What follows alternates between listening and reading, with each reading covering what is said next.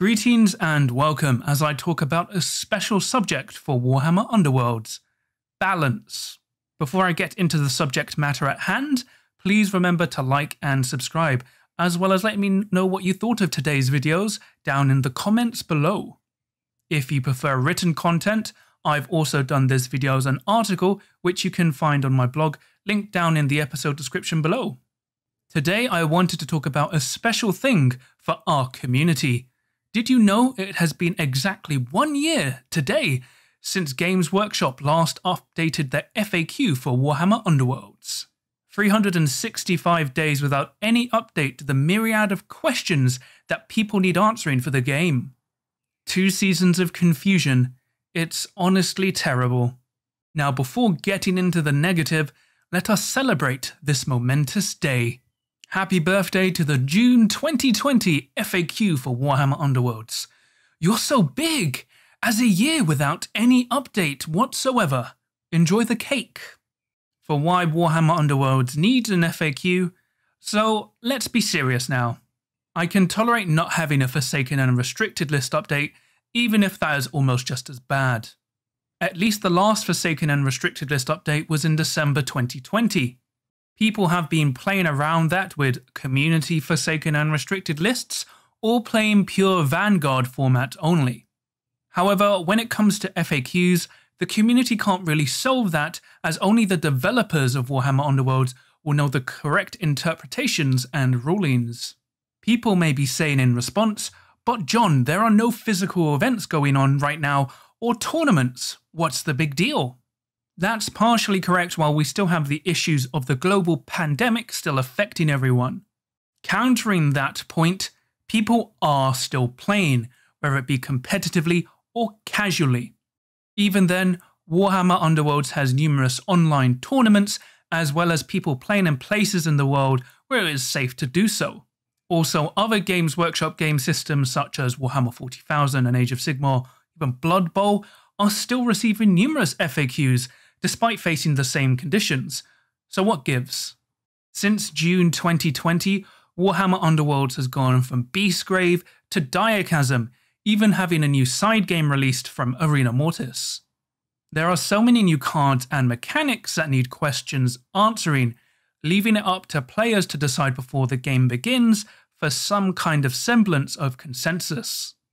Now, you can argue that a new Forsaken and Restricted list is not necessary now, but we really need a new FAQ just for the ease of everyone.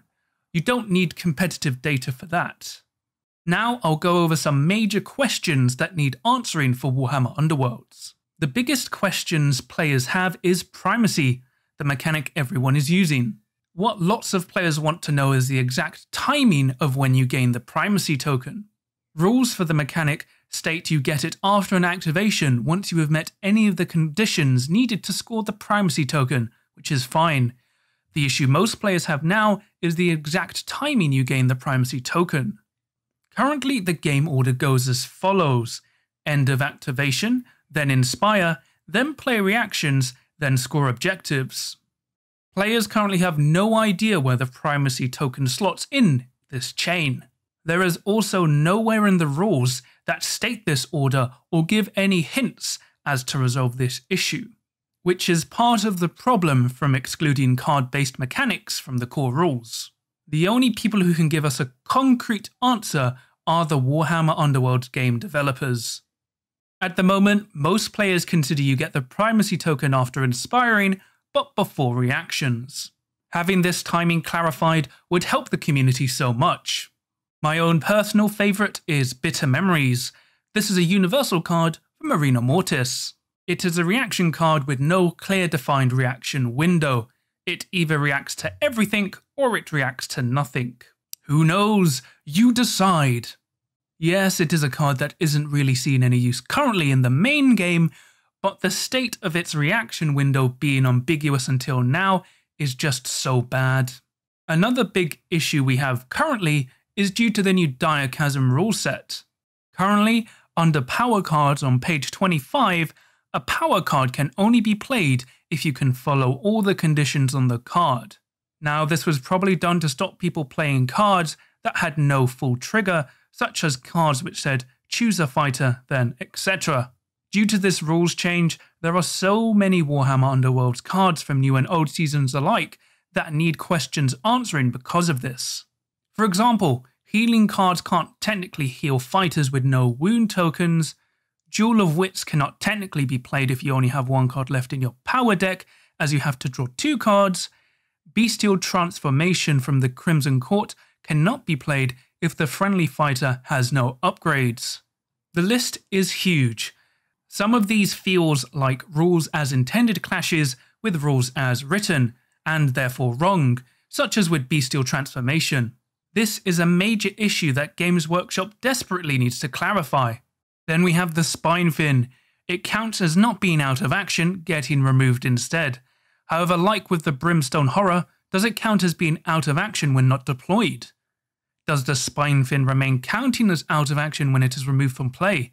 The intention is no, the Spinefin is supposed to count as removed and never out of action, yet that's not clarified clearly in the rules or on the Spinefin card.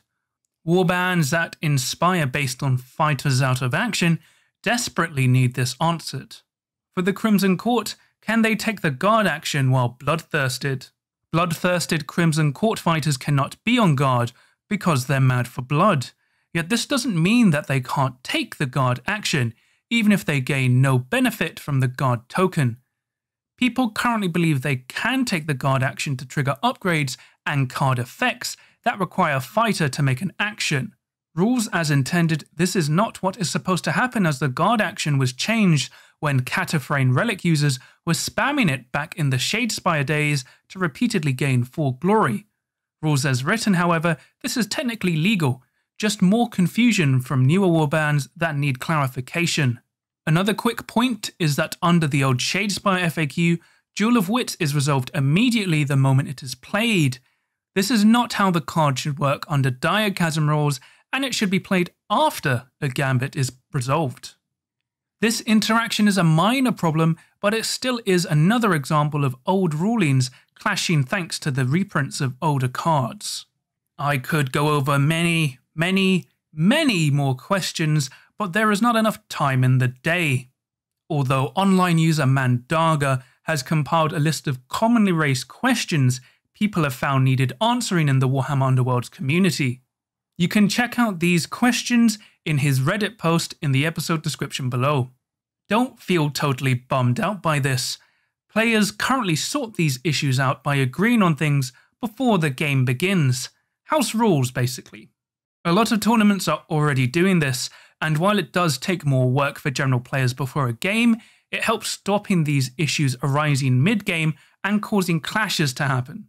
For another way around this issue, I propose a small community FAQ for simple issues we can clarify without needing too much work. Some of these may be incorrect until we get an official clarification from Games Workshop, but that could be a long time away. Now, I'm not going to say I'm going to make my own for everyone to follow. However, we as a community could compile something we all can generally agree on to make games smoother. I'd be happy to compile and host them all on my website to make finding it easier too, just so we have a unified place we can all easily access a community FAQ. As an example, I think an FAQ we could all agree on for now is having gaining the primacy token trigger after an activation but after inspiring and before reactions. This would allow reactions that trigger after an activation to trigger when you gain the primacy token in the preceding activation. Simple but effective. Yet when it comes to other interpretations, that is when it becomes a clash of interpretations. Let's look at Bloodthirsted Crimson Court fighters. They cannot go in guard, and the intention is that they would not be able to take the guard action either. Still, the rules state nothing of this issue, so rules as written, they can take the guard action to trigger the effects of cards while bloodthirsted, even if this feels incorrect and against the intent of the card. This is why I think a single person can't come up with all the answers to all these questions. The only ones who can do that is Games Workshop. For the closing crit, so now we come to the end of this amazing birthday celebration. The main reason for this piece is to highlight to the community and Games Workshop why FAQs are so important. Plus, it has been a year since we last had an FAQ for the ultimate competitive miniatures game. While I would love a new Forsaken and Restricted list too, let's just focus on the FAQ for now. Let me know what questions you would like answered when it comes to Warhammer Underworlds for a community FAQ, via either the comment section down below or via DMs, whatever you like. Hopefully we can all come together to help answer these questions to ensure everyone has a smooth time when playing. Once we have a collated community FAQ, even tournament organisers could adopt it for the smoother running of their events. Anything to help TOs relieve the pressure of event management. Even then, it will be a great benefit to the community as a whole. Heck, if it works well enough, we could even work towards trying to form a semblance of a universally agreed community Forsaken and Restricted list. Although that will probably never end up working well. Therefore, until next time, join me in celebrating the June 2020 FAQ's birthday. You've served us well for a whole year. Will we be celebrating your second birthday in 2 years' time? Let's hope not. Either way, enjoy the cake, even if you can't have your crits and roll them too.